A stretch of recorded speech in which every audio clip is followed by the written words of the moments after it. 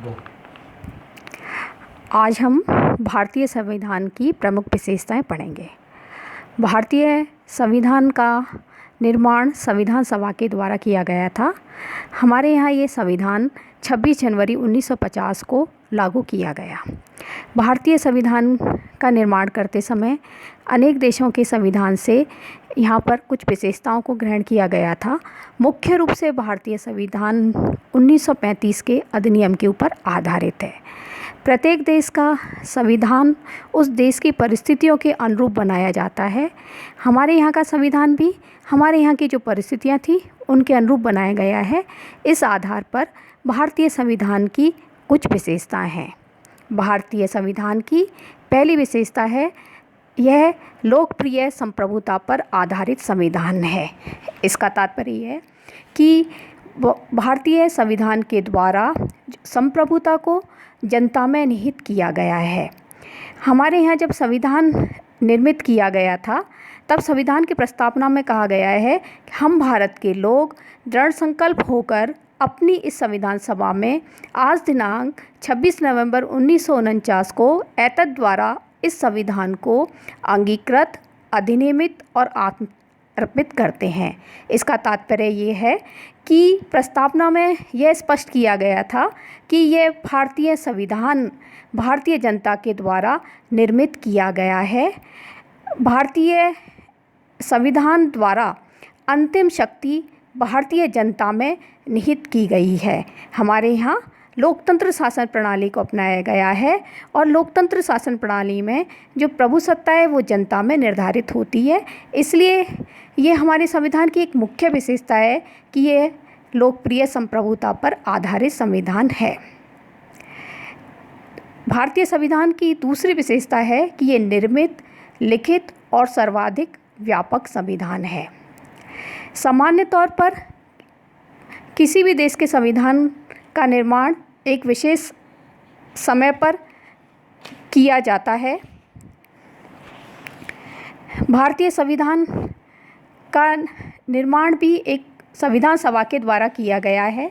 हमारे यहाँ संविधान लिखित है, जैसे कि ब्रिटिश संविधान अलिखित है, उसके विपरीत भारतीय संविधान संविधान सभा के द्वारा एक निर्मित और लिखित संविधान के रूप में है।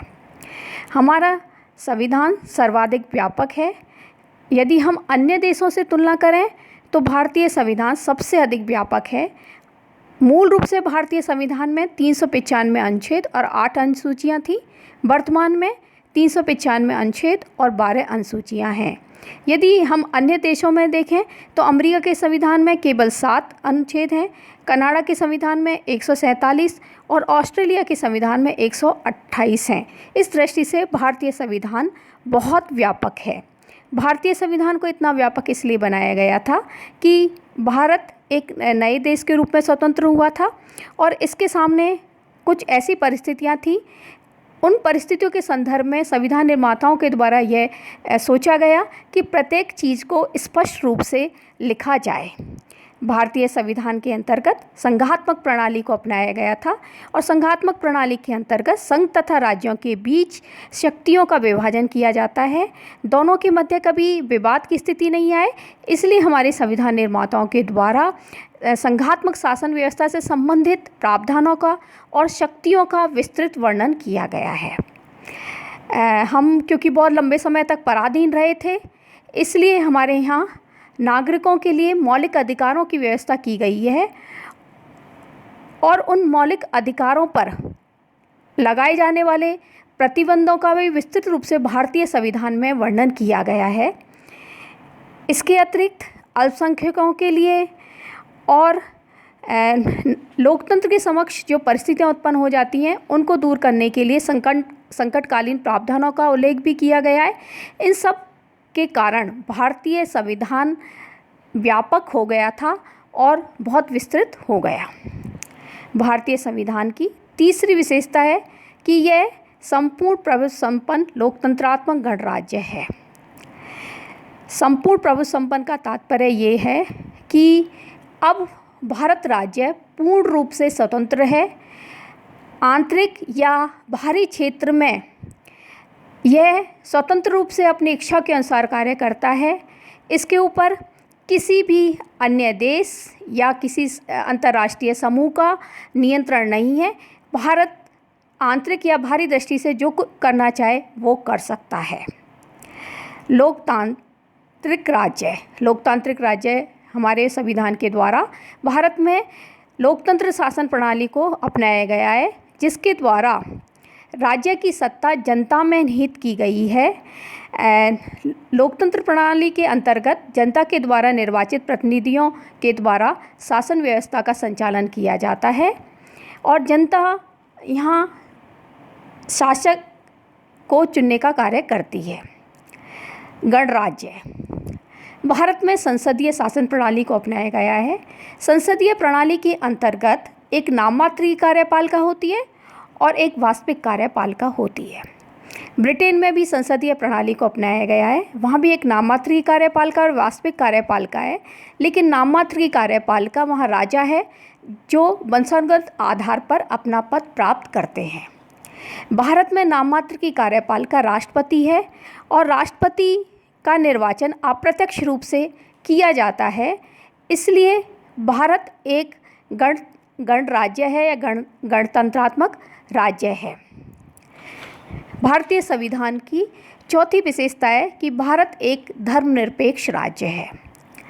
हमारे संविधान निर्माताओं के द्वारा स्पष्ट रूप से संविधान में कहीं भी धर्मनिरपेक्ष राज्य शब्द का प्रयोग नहीं किया गया था, लेकिन कुछ ऐसे प्रावधान किए गए थे जिससे यह स्पष्ट था कि भारत एक धर्मनिरपेक्ष राज्य है। 42वें संवैधानिक संशोधन के द्वारा प्रस्तावना में भारत को एक धर्मनिरपेक्ष राज्य घोषित करके धर्मनिरपेक्षता को अब और भी बल प्रदान किया गया है। धर्मनिरपेक्ष राज्य का तात्पर्य है कि राज्य का अपना कोई भी धर्म नहीं होगा। राज्य की दृष्टि में सभी धर्म समान हैं और राज्य के द्वारा विभिन्न धर्म का अनुसरण करने वाले अनुयायियों के बीच में कोई भेदभाव नहीं किया जाएगा। धर्मनिरपेक्षता का तात्पर्य ये नहीं है कि राज्य किसी धर्म विशेष का धर्म का विरोध करता है, बल्कि धर्मनिरपेक्षता का तात्पर्य ये है कि राज्य धार्मिक मामलों में तटस्थ रहेगा। उसकी दृष्टि से सभी धर्म समान हैं।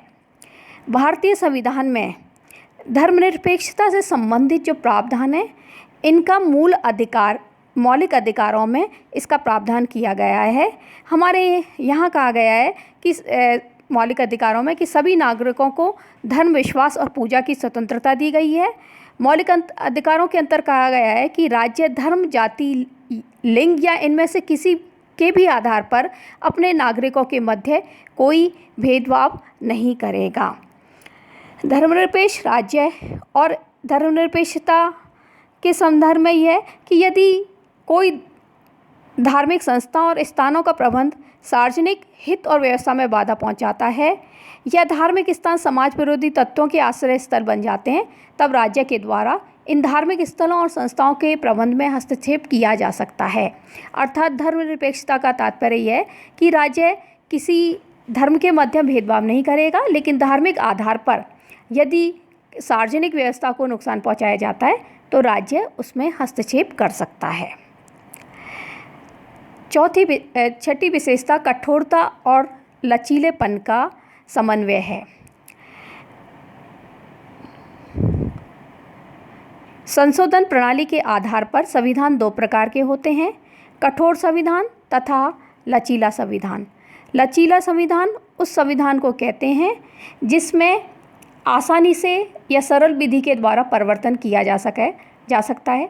जिस प्रकार साधारण कानूनों का निर्माण किया जाता है, उसी तरह से संविधान संशोधन सामान्य कानूनों की तरह किया जाता है, उसे लचीला संविधान कहते हैं। ब्रिटेन का जो संविधान है वो लचीला है क्योंकि वहाँ विधि निर्माण की साधारण प्रक्रिया के आधार पर संशोधन किया जा सकता है। भारत में भी कुछ संवैधानिक उपबंध ऐसे हैं जिसमें भारतीय संसद साधारण बहुमत से संशोधन कर सकती है, लेकिन भारतीय संविधान को कठोर संविधान भी कुछ दृष्टि से कहा जाता है, क्योंकि भारतीय संविधान की कुछ धाराएं ऐसी हैं जिसमें संशोधन करने के लिए संसद के सभी सदस्यों के बहुमत और उपस्थित सदस्यों के 2/3 बहुमत की आवश्यकता होती है। इसके अतिरिक्त अनुच्छेद 368 के अनुसार कुछ विषय में संशोधन के लिए न केवल संसद के समस्त सदस्यों के बहुमत और उपस्थित सदस्यों के 2/3 बहुमत की आवश्यकता होती है, बल्कि कम से कम आधे राज्यों के विधानमंडलों का अनुसमर्थन भी आवश्यक होता है।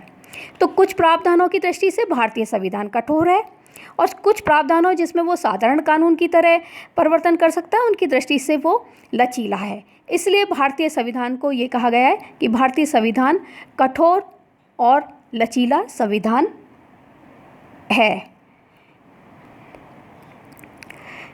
एक कठोर संविधान का निर्माण किए जाने पर इस बात का ध्यान रखा जाता है कि तेज़ी से बदलती हुई परिस्थितियों के कारण भारतीय संविधान में यदि कभी परिवर्तन की आवश्यकता पड़े, इसलिए हमारे यहाँ कुछ प्रावधान में साधारण कानून से परिवर्तन हो जाता है और जो विषय राज्य और केंद्र सरकार से संबंधित है उनमें कठोर संविधान संशोधन की पद्धति को अपनाया गया है। हमारे भारतीय संविधान की जो अन्य विशेषता हैं उनको हम नेक्स्ट जो लेक्चर होगा उसमें डिस्कस करेंगे।